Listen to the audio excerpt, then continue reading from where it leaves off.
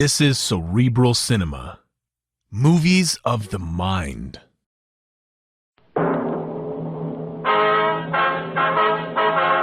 Sound off for Chesterfield. Chesterfield, low in nicotine, highest in quality, best for you. Chesterfield brings you Dragnet.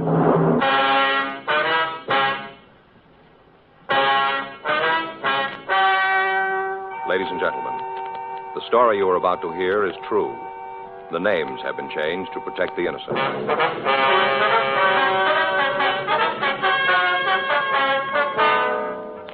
You're a detective sergeant. You're assigned to forgery detail. For the past 6 years, a forger has been working in your city. The victims describe the suspect as a woman. Her M.O. is simple, but it continues to work. Your job, stop her. Smokers by the thousands are now changing to Chesterfield. No wonder. More and more smokers are learning this fact for themselves. Chesterfield, low in nicotine, highest in quality. A published fact proved by chemical analyses of the country's 6 leading cigarette brands. Chesterfield, the only cigarette ever with a record like this. Regular or king size, Chesterfield is best for you.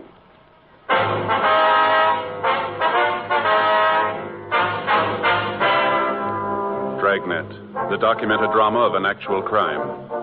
For the next 30 minutes, in cooperation with the Los Angeles Police Department, you will travel step by step on the side of the law through an actual case transcribed from official police files. From beginning to end, from crime to punishment, Dragnet is the story of your police force in action.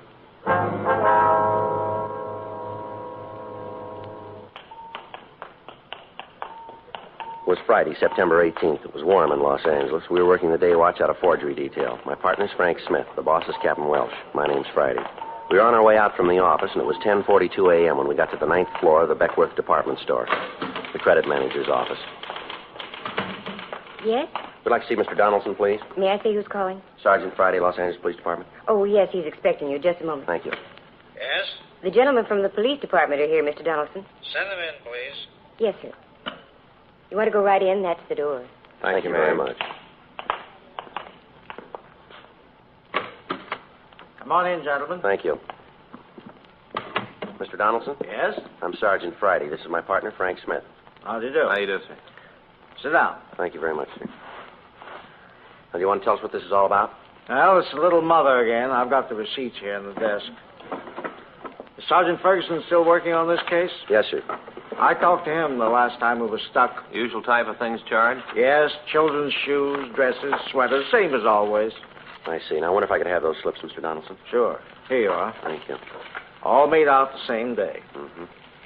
August 22nd. Yes. Our experience is that she usually comes in on a Saturday. It seems that the store is more crowded then, and the girls don't take any more time to verify the accounts than they have to. Can I see those, Joe? Yeah, here you are. Thanks. Wonder if we could talk to the sales girl who waited on her. Sure. I'll have her sent up. Fine. Yes, sir. Miss Firestone, would you please have Mrs. Allen set up? Yes, sir. I notice here the only item she charged not for children is a woman's slip. Yes, we've had a couple of them in the past, pieces of women's clothing. I talked to Sergeant Ferguson about it when he was here. Mm-hmm. Did you get the bulletin we sent out this month? Beg pardon? The bulletin giving the woman's description, samples of her handwriting. Did you get it? Yes, sir, we did. You've got to understand, Sergeant. This is one of the biggest stores in the city. We do a lot of business. It'll be almost impossible to alert all of the sales girls to watch for the woman. Yes, sir, we understand that. But was the description sent to the children's department? It was. It didn't do any good, though. If the woman charged large amounts, it might be easier. But look at the sales slips yourself. Mm-hmm. $4 shoes, $3 dresses. Nothing to make a charge like that stand out. We make sure that there's an account in the name and then let it go. Don't you use the charger plate system? Yes, we do. But if a customer wants to charge an item and hasn't got the plate, we usually just verify the account and let them sign the sales slip. Well, how about identification? Well, normally we do ask for it. But as I said, these sales are such small amounts, and the woman comes in when the store is crowded. The girls just call the credit department and let her sign the receipt. I see. Oh, excuse me. Yes, sir. Yes? Mrs. Allen's here. Oh, all right. Just a moment. Yes, sir. The woman who waited on her is out in the office. Do you want to talk to her in here? Well, we don't want to take up any more of your time, sir. We can see her out there. All right. If there's anything else you need, I'll be here. Yes, sir. Oh, officer, Yes, sir. you know, I feel a little funny about this thing. Why is that, sir? Well, the things she's charged. What's that? Things she's taken, they were almost all kids' clothes. Doesn't seem to be interested in anything else. Total amounts of the articles she's taken don't add up to much. It's the principle of the thing more than the value. It just seems that the only thing she's interested in is the children. It feels a little funny to call the police about a person like that. Yes, sir, we understand. We've got a lot of this going on, but the others, they take things for themselves. Luxuries, you know, expensive items. But she doesn't, just for the kids. She doesn't seem to be at all interested in herself. Well, we are. Yes, well, I suppose so. Well, I'll be here if you need anything more. Thank you, Mr. Donaldson. Thanks very much. We'll be in touch with you. You'll bring the sales slips back, won't you? Yes, sir, as soon as we've had the chance to photograph them. Well, I hope you can do something about it. Yes, sir, so do we. Thank you very much. Anything you need, you let me know. Yes, sir, thank you. Just a moment. Mrs. Allen? Yes? These are the police officers. How you doing, ma'am? I'm Sergeant Friday. This is my partner, Frank Smith. Hello. How do you do, Miss Allen? You want to sit down over here, please? Yes, all right. I feel just terrible about this. Ma'am? All this forgery thing. Now, you waited on the woman, did you? Yes, at least in the little girls' department. Uh-huh. What if you could describe her for us? Well, she was a little woman. I'd say a 10. How's that again, ma'am? A size 10. Oh. 5'1", about 105 pounds. Cute as a button. Mm-hmm. Did she have the children with her? No, she didn't. I thought it was a little funny at the time, but as I say, we were so busy with the school rush that afternoon that none of us girls had a chance to really think about anything. Yes, ma'am. What color hair did she have? Kind of sandy color. Guess you'd call it a blonde. Wore it up in a bun. Back here, Yes, ma'am. The other girls noticed it. Long. Looked nice. Different than all the other short haircuts. Kind of old-fashioned and homey. Yes, ma'am. How was she dressed? Not very well. Had a little blue hat, dark coat, cloth coat. Collar came up like this, Slash pockets. Nice, but not expensive. I see, ma'am. Now, would you know her if you saw her again? Oh, my, yes. Sure would. Well, we'd like you to come over to our office and look at some pictures, if you would. All right. I'll have to talk to the floor manager. We'll take care of that, Miss Allen. All right. You think that you might have a picture of her? We don't know. I kind of hope not. Ma'am? I hope you don't have a picture. I guess it's a little sinful to even think of it, but she had a reason for what she did. I'm sure of it. Why do you say that, Mrs. Allen? Officer, I've been selling for a long time. I met a lot of people in that time. Nice ones and nasty ones. And believe me, this is one of the sweetest people I've ever served. Mm-hmm. I understand that you call her the Little Mother. Is that right? Well, we don't, ma'am. That's what the newspapers call her. Well, it fits her to a T. Right to a T. Where she bustled around those dresses, looking, testing. She was just like a mother hen trying to find something for her brood. A little doll, cute as a button. She just got to have a reason for what she's doing. Sergeant Friday? Yes, Mr. Donaldson? I'm glad I caught you. I think we've got it. Sir? The little mother. She's downstairs now.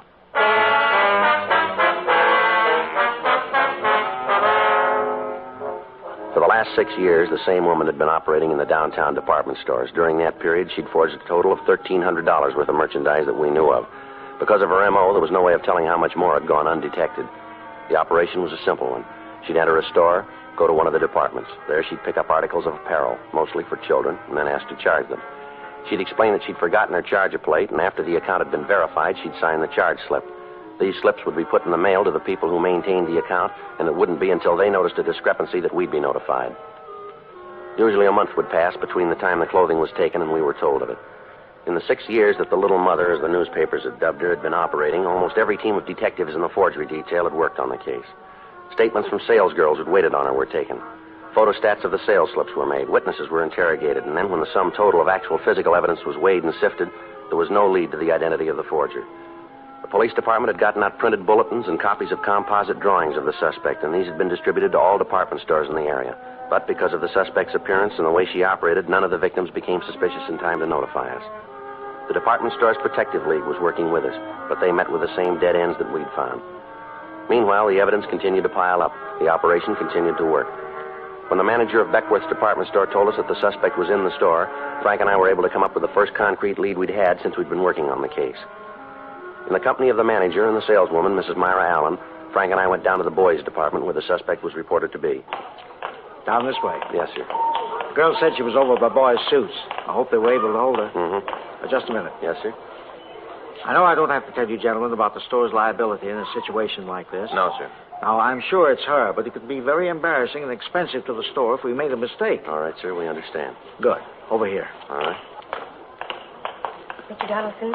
Mr. Donaldson? Yes, Miss Franklin. Where is she? It's not my fault. You've got to believe that. What's the matter, miss? Don't tell me you stopped the wrong person. You caused trouble with an innocent party and she could sue the store. I'm sorry, Mr. Donaldson. Where's the woman, miss? That's what I'm trying to tell you. Yes, ma'am? She wouldn't wait.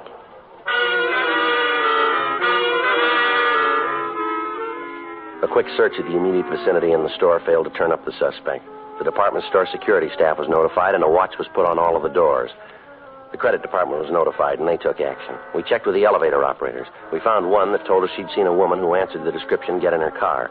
She explained that the woman seemed to be in a hurry and had left the elevator as soon as it had reached the main floor. A further check of the store netted us nothing. The suspect had escaped. In the downtown crowds, it would have been almost impossible to try to find her on the streets. However, an additional broadcast carrying a complete description of the clothing she was wearing was gotten out to all cars in the area. The first good chance we'd had for apprehending her was gone. We had to go back to the legwork and the waiting. 3 months passed. During that time, Frank and I cleaned up a series of counterfeit payroll check cashings. Another 30 days went by without activity for the little mother. There were 4 new sales slips added to the file, but when the leads resulting from these were checked out, we were no closer to her than we'd been 6 years before. Thursday, December 17th, 12:55 p.m. I checked into the office. Joe, that you? Yeah. What do you got? Oh, just talked to Skipper. Yeah. Got a couple of more beefs about the little mother. When'd they come in? This morning. Where are they? Don Myers got him. He's checking the handwriting. Well, how about the names she used? Wait a minute. I got him here in my book. There they are. Mrs. Norris Farrow, Mrs. James Slagle, I guess it is, and Mrs. Ross Neiman. I called the stores and got the information on these people. Did you talk to them? Yeah. Asked all the routine stuff. None of them can think of any friends who match the description. How about the things she charged? Anything there? No. Usual items. Let's see. 2 pair of Levi's for kids, 1 child's cotton dress. There is one thing different. What's that? Well, I checked the sizes of the clothes. The last bunch of sales slips we had, the dresses were for a 10-year-old. Yeah. This time she bought them for a 12-year-old. Kids are getting bigger, Joe. Well, that's a big help. All we got to do is look for a couple of kids that are growing. Well, I was just trying to help, Joe. No, I mean, it just doesn't seem to be anywhere to go. All the time we put in, all the people we've talked to, all we got for it is a file drawer all to ourselves on the thing. I get it. Forgery Friday. Who? Yes, ma'am. Mm-hmm. Yes, ma'am. I remember. Where is she now? I see. Yeah, we can be right over. Yes, ma'am. Bye. Bye. Oh, we got it. What do you mean? That was Mrs. Allen. Remember the sales lady over at Beckworth's? Oh, yeah, I think I do.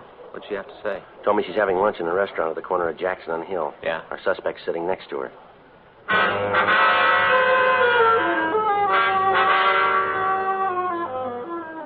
1:02 p.m. We checked out of the office and drove over to the restaurant. It was located at the rear of a large drugstore. When we came into the place, Mrs. Allen met us at the entrance. She took us back down the counter and pointed out a small woman sitting on the last stool. That's her. You sure, ma'am? I'm positive. That's her. All right, let's go. Yes. You want to wait here, Miss Allen? Certainly. Something you gentlemen want? We're police officers, ma'am. We'd like to talk to you. Police? Yes, ma'am. You want to step over there to talk? Might be better. Well, if you want to say anything to me, you can say it right here. I haven't done anything wrong. Wonder if we could see your identification. Why? Your identification, ma'am. Could we see it? All right, just a minute. I've got it in my purse. Getting terrible. I don't know what you officers are trying to find out, but I'm going to tell you right now, if you can't prove you've got a reason for making me do this, you're in trouble. We're not making you do anything, ma'am. We don't want to cause you any embarrassment. A funny way of showing it. I want to tell you that my husband knows people in this town. When he hears about this, Oh, here you are. Here's my driver's license. Would you take it out of your wallet, please? Here. Mrs. Evelyn Nelson? That's who I am. This your present address? No, it isn't. We moved a few months ago, but I haven't had a chance to have it changed. Is that all you want? No, Miss Nelson, it isn't. I wonder if we could talk to you in our office. Why? I always thought you had to arrest people before you could order them around. We're asking you to come over to the City Hall with us, if you will, ma'am. There are a few things we'd like to check out. What things? Wonder if I can see what you've got in the bags here. What are you looking for? Do you mind if we took a look? Well, they're just some clothes for my children. Nothing in there to interest you. Well, then it wouldn't hurt if we looked, would it? Go ahead. You won't find anything. You want to take a couple of these, Frank? Yeah, I got it.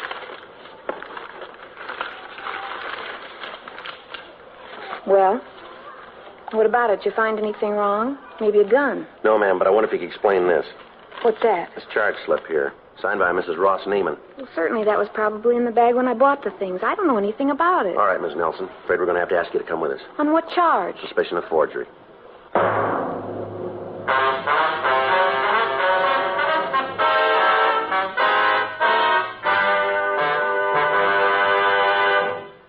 You are listening to Dragnet, the authentic story of your police force in action. At cigarette dealers, in vending machines, at supermarkets and stores coast to coast. Chesterfield, please. Smokers by the thousands. Yes, smokers by the thousands are now changing to Chesterfield, the only cigarette ever to give you One, proof of low nicotine, highest quality. Chemical analyses of the country's 6 leading brands confirm that. 2, the only cigarette ever to give you this proven record with smokers. Again and again, over a full year and 1/2, a group of Chesterfield smokers have been given thorough medical examinations. The doctor's reports are a matter of record. No adverse effects to the nose, throat, and sinuses from smoking Chesterfield. A responsible independent research laboratory supervises this continuing program. Chesterfield, the only cigarette ever with a record like this. Chesterfield, best for you.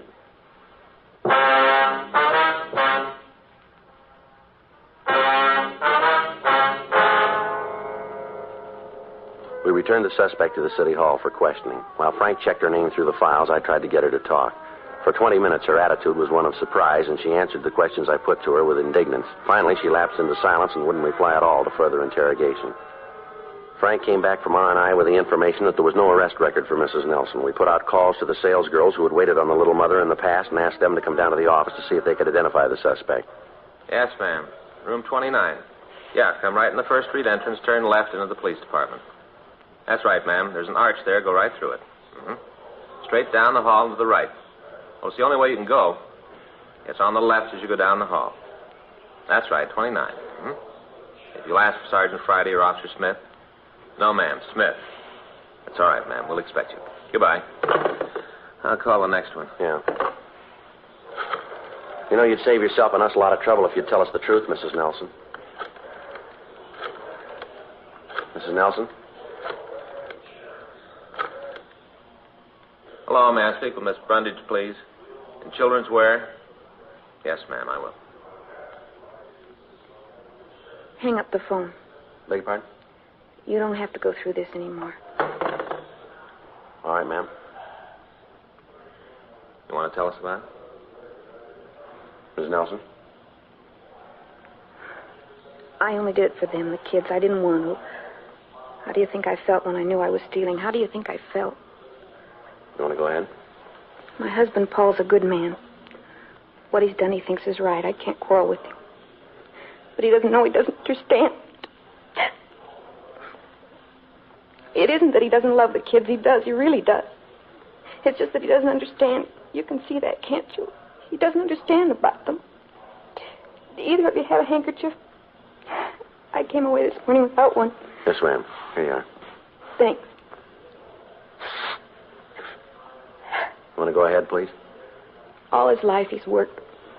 Put in long hours without a thought of what he was doing to himself. Every nickel he made was put away so he'd be able to feel secure, so he wouldn't have to worry about anything. It was all right when we first got married. I could understand it then. I went along with what he thought. But the last few years, it's gotten to be an obsession with him. The almighty dollar, that's all that seems important to him. Now, what kind of work does your husband do, Mrs. Nelson? He owns a grocery store. Small place, but it does good, makes a good living. Only we aren't living, we're existing. He gives me $10 a week to run the house and buy clothes for the kids. I've tried, Lord knows I've tried, budget meals, cheap cuts of meat, day-old bread. Any way you spend it, no matter how you figure, $10 just doesn't go very far. Now, Mrs. Nelson, didn't you talk to your husband about it? Didn't you ask him for additional money for the expenses? Yes, I'd ask him, and he'd tell me that I had to make do all the time, make do just a little longer until he had the money in the bank. Then we'd be all right. Only the more it went on, the worse it got. It didn't seem to make any difference how much money we had, how the total in the passbook went up. He wasn't satisfied.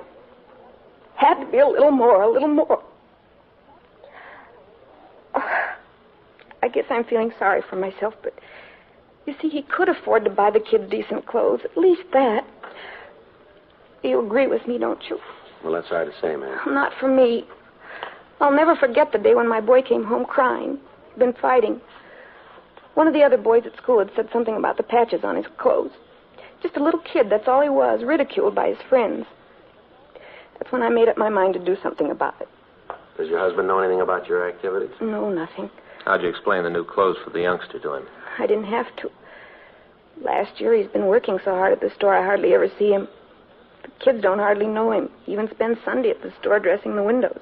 You mean he spends all his time there? Every minute he's not asleep. He let one clerk he had go so he could save the money. He always saved the money. It doesn't make any difference who gets hurt. Get that dollar and put it away. That's what counts. Put the dollar away. You know something, officer? What's that, Miss Nelson? I haven't been able to sit down and talk to my husband for 6 weeks. 6 weeks. He gets home at 12:30, 1 o'clock in the morning. He's up and gone at 6:30. Kids are always asking when Daddy's coming home. How do you answer him? How do you make him understand? I can't. I've tried the only way I know how. And I did it so wrong. All right, Miss Nelson. We'll try to work it out. Can I use your phone? I've got to tell the children what to do about dinner. I'll call for you if you like, ma'am. What's the number? Hollywood 98844.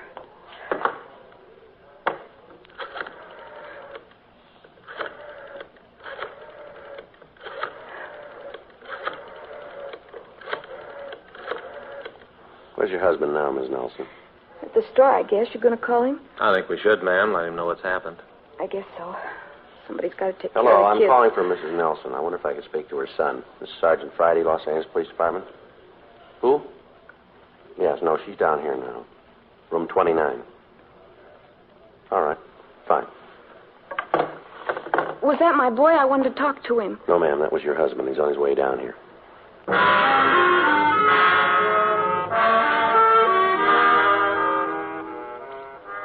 2:14 p.m. Paul Nelson walked into the office. Frank and I took him and his wife to the interrogation room. She'd asked us while we waited for him if we'd let her talk to him for a few minutes alone. We stayed out in the hall, and after a brief wait, Paul Nelson opened the door and asked us to come into the room. His wife had evidently told him the full story because he was visibly shaken. He walked over to his wife and sat down beside her. Well, I guess I've really done it, haven't I? What do you mean, sir? I've really ruined everything. My home, my kids, everything. All the time it was happening, I never knew it, never had an idea. Don't blame yourself too much, Paul. But I should have known. I should have seen it myself.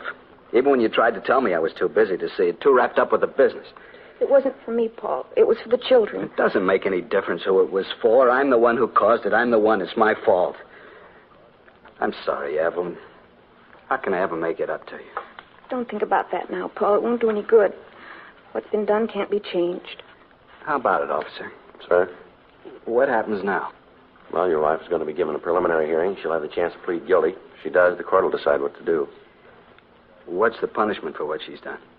Well, according to Section 473 of the Penal Code, it's imprisonment in the state penitentiary for 1 to 14 years or for not more than a year in the county jail. Is there any way out of it? What do you mean? Any way of getting Evelyn out of it? If I went to the judge and told him why she did it, if I told him it was my fault, would that make a difference?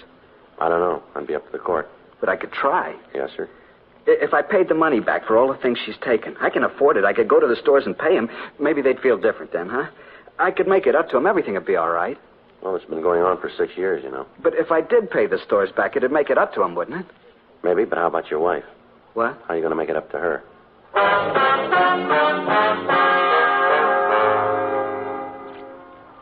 "4:30 p.m. The suspect was released on a writ. The next afternoon, Frank and I met with Mr. and Mrs. Nelson and their attorney. We talked over the case. It seemed that the husband's change of heart was permanent. He swore that he'd never give his wife cause for unhappiness again. 2 weeks later, in Department 89 of the Superior Court, Mrs. Nelson entered a plea of guilty to 14 counts of forgery. When the court reviewed the circumstances and was informed that Mr. Nelson intended to make full restitution, the probation board recommended that Mrs. Nelson be placed on probation for 3 years. After the hearing, Frank and I had a brief talk with the couple. They thanked us for our consideration and understanding. Apparently, the cause of trouble between the Nelsons had been erased. Another 2 weeks went by. January 22nd, Frank and I got back from lunch and we checked into the office. Here they are, dear. Mr. Friday, Mr. Smith? Ms. Nelson, Mr. Nelson, how are you? Just fine, Sergeant. How are you two? Fine, thank you very much, ma'am. What can we do for you? That's what we want to do for you. Sir? You got the boxes, honey? Yeah, here they are. It's not much, but we thought that you'd like them. Made them ourselves to say thanks. Look at that, Joe. That's not necessary, ma'am. You didn't have to do that. No, we wanted to. Toll House cookies. Eve made a box for each of you. Real good, lots of chocolate. Well, that's very nice of you. We just hope you'll enjoy them. Yes, ma'am, I'm sure we will. Yes, ma'am. How are things going with you? Oh, just fine. Paul and I have gotten everything straightened out. I help him out at the store now. That way he's got more time to spend with the kids. Things just couldn't be much better. Well, we're glad to hear that. It's a funny thing to say, Mr. Friday, but it's true. The best thing that ever happened to us. What's that, Ms. Nelson? My getting arrested.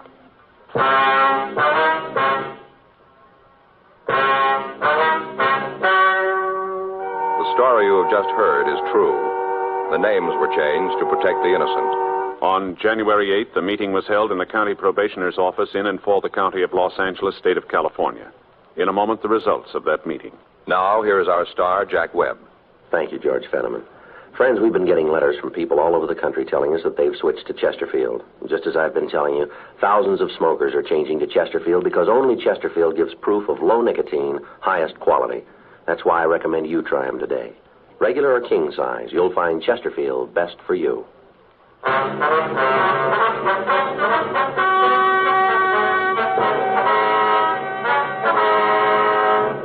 At the end of 3 years, Mrs. Evelyn Margaret Nelson had fulfilled the requirements of her probation, and the case was officially marked closed.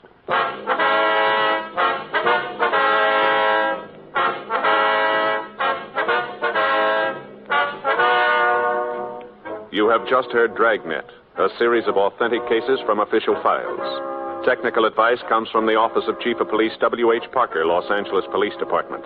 Technical advisors, Captain Jack Donahoe, Sergeant Marty Wynn, Sergeant Vance Brasher. Heard tonight were Ben Alexander, Vic Rodman, Joyce McCluskey. Script by John Robinson. Music by Walter Schumann. Hal Gibney speaking.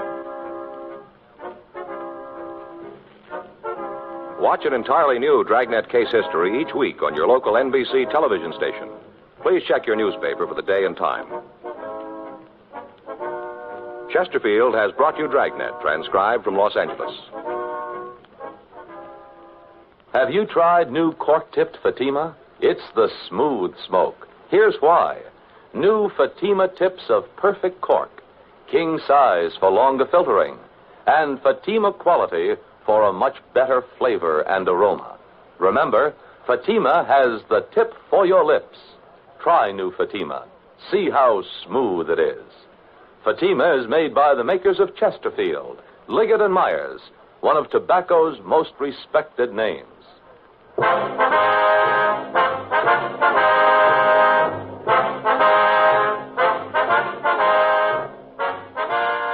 This is the NBC Radio Network.